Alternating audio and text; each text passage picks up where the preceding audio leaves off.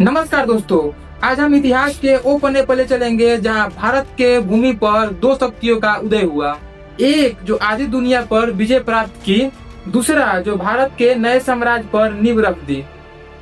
यह गाथा है 327 ईसा पूर्व की, जो यूनान का विजेता सम्राट सिकंदर महान भारत के सीमाओं पर आ पहुंचा था। मकदूनिया का राजा पश्चिम से पूर्व की तरफ बढ़ते हुए प्रसिया जैसे महान साम्राज्य को परास्त कर चुका था।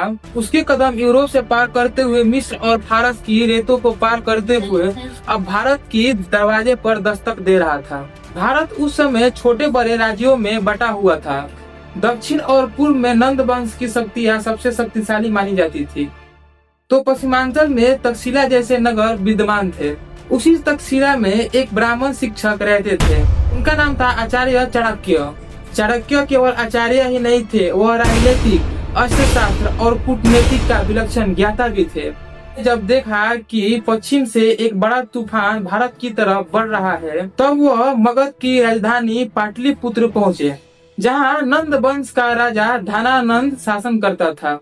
चाणक्य चाहते थे कि राजा को चेतावनी दे। रंग रूप और दरिद्र वेशभूषा के कारण अपमानित किया गया। क्रोधित होकर आचार्य ने उसी समय प्रण लिया, यह नंद साम्राज्य जड़ से उखाड़ दूंगा। चाणक्य को आवश्यकता थी एक ऐसे शूरवीर की जो उनके सवालों को मृत रूप से जवाब दे सके। भाग्य ने ही उन्हें बच्चों के खेल में ही वह उत्तर दिखा दिया। खेल में ही वह राजा का भूमिका निभा रहा था। उसका नाम था चंद्रगुप्त।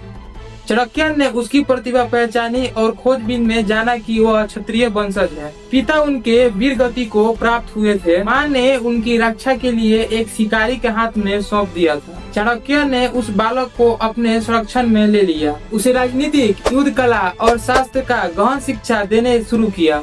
उधर सिकंदर ने तक्षशिला और गंधार पर अपना कब्जा कर लिया। झेलम नदी के तट पर उसकी भिड़ंत होती है राजा पोरस से। पोरस पराजित तो हुए, लेकिन उनके वीरता से प्रभावित होकर सिकंदर ने उनका राज्य लौटा दिया। लेकिन यह लड़ाई ने यूनानी सेना को थका दिया। सैनिक आगे बढ़ने को तैयार न हुए। तब अंततः सिकंदर को लौटना पड़ा। कुछ ही समय बाद 323 ईसा पूर्व में बाबुल की धरती पर उनकी मृत्यु हो गई। इस प्रकार चाणक्य और चंद्रगुप्त मौर्य के मार्ग से एक बड़ी बाधा हट चुकी थी। अब लक्ष्य था मगध का नंद साम्राज्य। पहले प्रयास में चाणक्य और चंद्रगुप्त मौर्य के सेना ने पाटलिपुत्र के विशाल नंद सेना के सामने टिक न सकी। राजा ने उन्हें राजनीति का नई पाठ सिखाया। उन्होंने शौर्यपूर्वक सेना का संगठित किया। उन्होंने धन इकट्ठा किया और छोटे छोटे राज्यों को अपने पक्ष में मिला लिया। जब दूसरी बार युद्ध का शंखनाद हुआ तो परिस्थितियां बदल चुकी थी। इस बार चाणक्य की योजना और चंद्रगुप्त की वीरता ने बाजी पलट दी और नंद वंश का अंत हुआ और मगध की गद्दी पर बैठा चंद्रगुप्त मौर्य। इस प्रकार एक नए युग की शुरुआत हुई। चाणक्य के मार्गदर्शन में चंद्रगुप्त मौर्य ने एक ऐसा साम्राज्य खड़ा किया जो आगे चलकर भारतीय उपमहाद्वीपों में फैला। मौर्य साम्राज्य ने भारत को पहली बार एक राजनीतिक छत्रछाया में संगठित किया और यह गाथा इतिहास में अमर हो गई।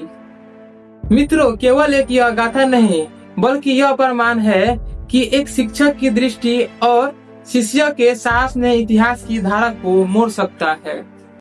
मित्रों, यह वीडियो पसंद आई हो तो ज्यादा से ज्यादा शेयर करें और चैनल को अवश्य सब्सक्राइब करें और कमेंट में अवश्य बताएं कि आपको वीडियो कैसा लगा। तो मिलते हैं किसी नेक्स्ट वीडियो के साथ। तब तक के लिए दीजिए हमें इजाजत।